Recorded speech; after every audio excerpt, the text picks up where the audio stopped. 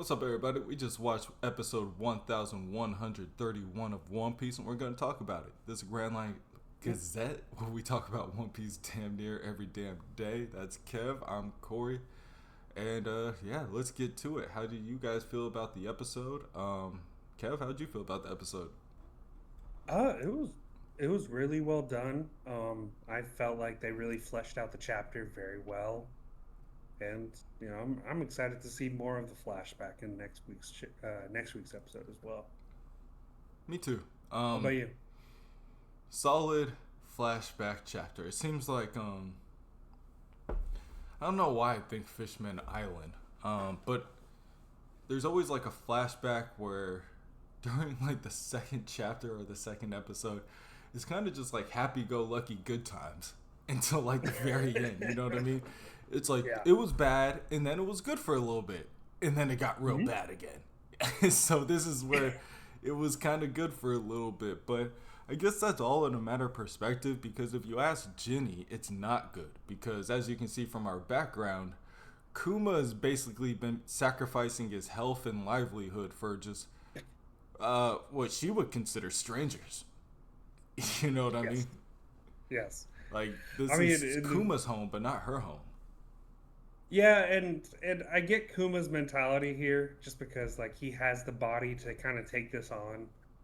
But like you said, even in the good times, this is the good. Like this guy is taking during church every Sunday, he's taking everyone's pain from the week and just eating it while Jenny sits outside. And we all watched the episode. That thing shook the church to the foundation. So it's like this has to be quite a bit. Yeah, we get our little time skip. It's been about 9 years or so. So Kuma's 8 or 9 years. So Kuma's 19 at the time. Ginny's 21. Or Kuma's 17. Ginny's 21 because she's 4 years older.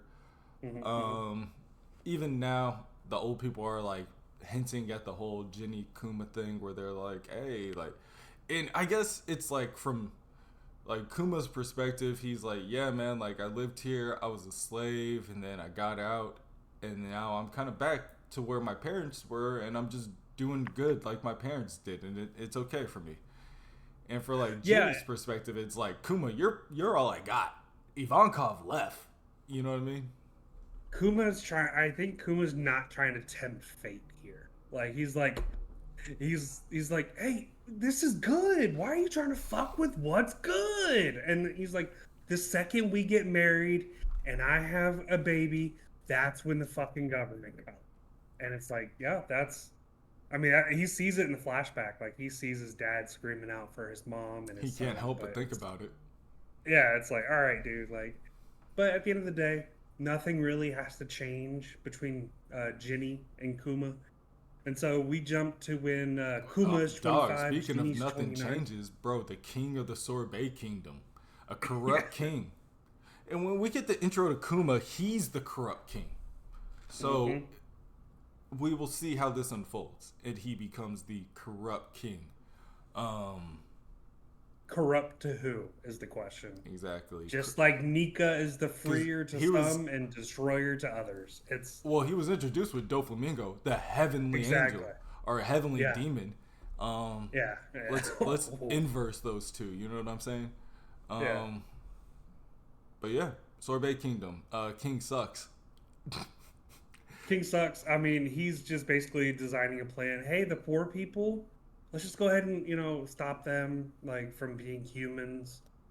We'll stop counting them. That way we have to pay less in Some of the taxes. elders from the church were speaking about that too. They're like, "Oh, thank God you're taking away our pain, because if we can't work, we can't afford to pay the king Hmm. for the heavenly tribute." So there were Um, pre-warnings in the episode. yeah, but and then the royal guard or the king's guard, they just chose the wrong people because you try to come back and enslave somebody who Kuma loves, and you get what you get, and that's because he Ursa shocks them all to shit, and it's crazy.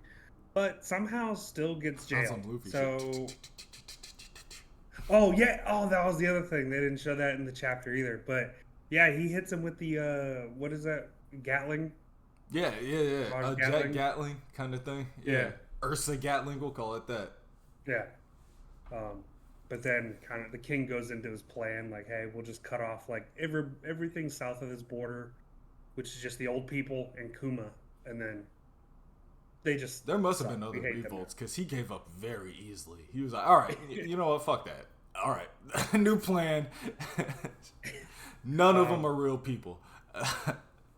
But Jenny's a ride or die, and then people ride for Jenny, so they all end up Yeah. in jail with Kuma, trying to get Kuma out of jail.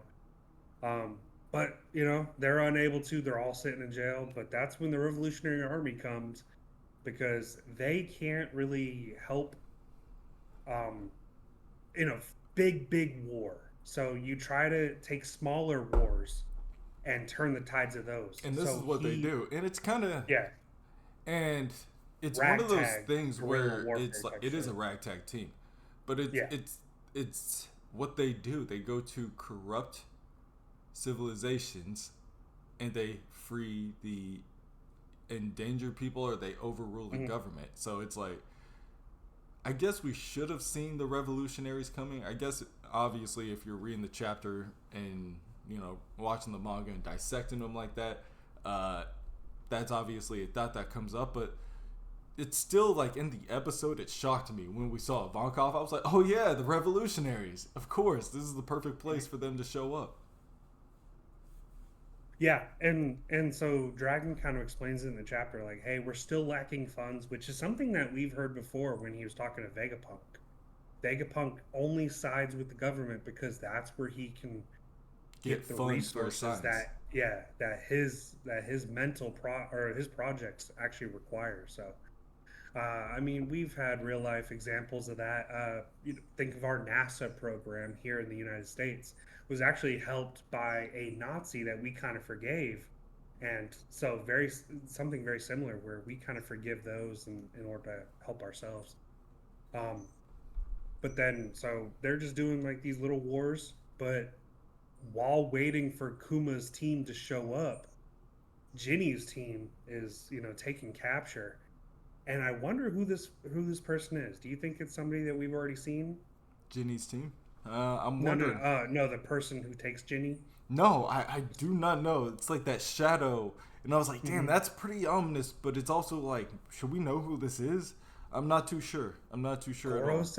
Is this Shamrock? Is this Garling? Like, yeah, I don't those, think so those be a because I little. think it seems too small scale. Because they said that they Mm, tried to fight back. If it was somebody like Shamrock or Garlic or somebody, everybody else would be dead. I don't even think Ginny would be true, alive. Everybody would just be dead. Maybe Ginny would true, be alive true. and the kids and stuff like that. But um, But yeah, it's announced Jinny has been captured, and Mosgard, uh, Theory, or fucking what's his name? Somebody from we've that seen family though. we've seen Mouseguard try it before. I wonder.